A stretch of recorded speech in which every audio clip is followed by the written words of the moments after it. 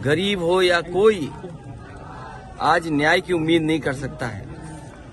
जहां लोकतंत्र और संविधान ने हमें अधिकार दिए हैं, बाबा साहब भीमराव अम्बेडकर जी के संविधान ने हमें जो अधिकार दिए, उन अधिकारों को भी छीना जा रहा है।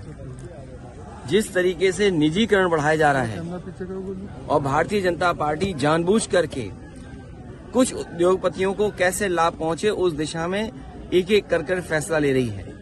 और हमें याद रखना चाहिए कि जिस तरीके से एक कानून ब्रिटेन में पास हुआ था, उसके बाद ईस्ट इंडिया कंपनी जो भारत में कारोबार कर रही थी वो सरकार बन गई थी। आज भारतीय जनता पार्टी लगातार उन कानूनों को बना रही है जिससे कि पूरी की पूरी सरकार एक प्राइवेट हाथों में चली जाए।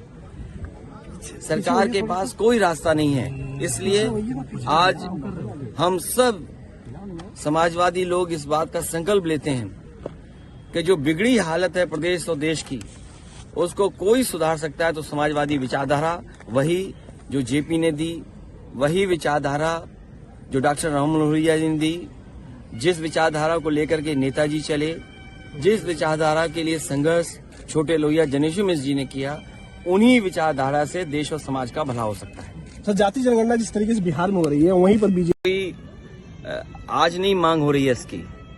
अंग्रेजों ने किसी जमाने में 1931 में ये समझा था कि जाति जनगणना हो, और संविधान के अधिकार तभी मिल सकते हैं हर जाति बिरादरी को जब जातियों की गिनती पता हो। समाजवादियों का हमेशा ये मानना रहा, और मुझे याद है कि पिछले चुनाव में समाजवादी पार्टी ने और मैंने कई मौकों पर ये कहा कि समाजवादी सरकार बनेगी तो 3 महीने में जाति जनगणना कर दी जाएगी। मुझे खुशी है कि नीतीश कुमार जी इस काम को आगे बढ़ा रहे हैं। मैं उन्हें बधाई देता हूं। भारतीय जनता पार्टी कभी भी पिछड़ों को, दलितों को आरक्षण तो दूर, उनको हक और सम्मान भी नहीं दे सकती।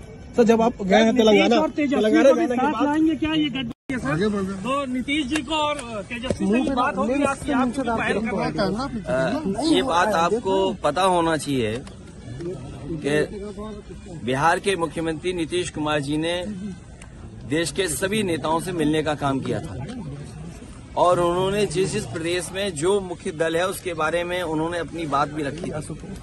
इसी तरह बंगाल की मुख्यमंत्री ममता बनर्जी भी लगातार प्रयास करती रही। उसी कड़ी में आपने देखा होगा कि तेलंगाना में वहां के मुख्यमंत्री जी ने कई प्रदेशों के मुख्यमंत्री बुला करके, दूसरी पार्टी के नेताओं को बुला करके और आगे बढ़ाने का काम किया है। जिस तरीके से भारतीय जनता पार्टी दिन गिनने लगी है, याद कीजिए दिल्ली में इनका नेतृत्व बैठा, उसने कहा कि अब 400 दिन बाकी हैं, और मैं आज कहना चाहता हूं जब इनकी प्रदेश कार्यकारिणी बैठी है तो 398 डेज बचे हैं।